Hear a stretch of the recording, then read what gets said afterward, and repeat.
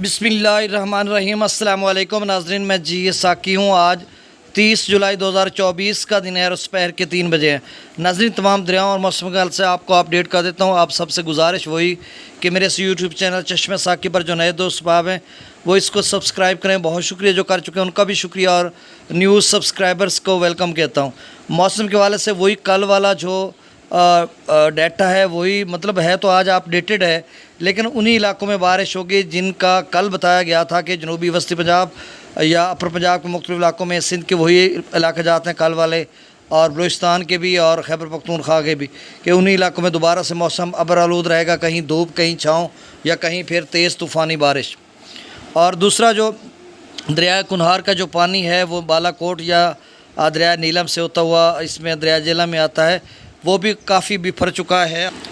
Upstream जो दरिया जेलम की अपस्ट्रीम है वो खासी बढ़ती जा रही है, और FFD इस हवाले से पहले ही ख़बरदार कर चुका है कि फिर आज उन्होंने दोबारा अपडेट किया तो उसमें उन्होंने लिखा कि 1 अगस्त से 4 अगस्त तक दरिया चनाब में दरमियाने से उच्च दर्जे का सैलाब आ सकता है। और जेलम के जो अपस्ट्रीम है या ऊपर वाले इलाके हैं वहाँ पर भी दरमियाने से ऊँचे दर्जे का, और सिंध में भी इसी तरह की सूरत हाल बन सकती है, और दरिया काबलों में भी इसी तरह की सूरत हाल बन सकती है। अब जो दरिया सिंध के अपस्ट्रीम है वो 3 लाख क्यूसेक तक जा चुकी है। आप अंदाज़ा करें कि बिशाम पर जो तरबेला डैम में पानी दाखिल हो रहा है वो 3 लाख क्यूसेक है, तो खासा है। और फिर जो काबुल दरिया है वो भी निचले दर्जे के सैलाब पर आ चुका है। 64,000 इससे पहले जो है 50,000 पे था कम वेश, तो 14-15 और इसका लेवल खासा ऊपर जाएगा। तो सूरत हाल ये है कि जिस तरह से वो बता रहे हैं उसी तरह की बनती नज़र आ रही है, लेकिन अभी तक मैं कह सकता हूँ कि तमाम दरिया अपने अपने हेडवर्क्स पर तकरीबन नॉर्मल बह रहे हैं। लेकिन जो बारिश पहले आज 30 है, फिर 31, कल का भी यही बताया जा रहा है, और फिर 4-5 अगस्त तक तो तमाम दरियाओं में सिवाय सतलुज और ब्यास के सैलाब का ख़तरा बिल्कुल बरकरार है और ऊंचे दर्जे का बरकरार है। इन दरियाओं सतलुज और ब्यास में अभी कोई इम्कान नहीं है।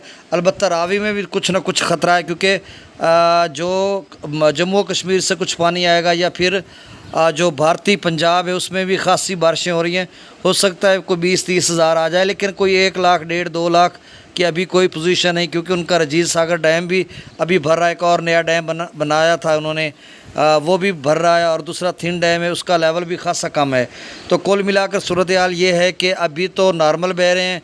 अगले 5-6 दिन आपने एहतियात करनी है, मतलब जुड़े रहना है, ख़बरें सुनते रहना। अगर आपकी बेट वगैरह में फसलात है, चाहे सिंध के दोस्त मुझे सुन रहे हैं, चनाब के जेलम के सुन रहे हैं, या फिर जो है रावी के सतलुज ब्यास के भी सुन रहे हैं, तो भी वो भी एहतियातन सुनते रहें।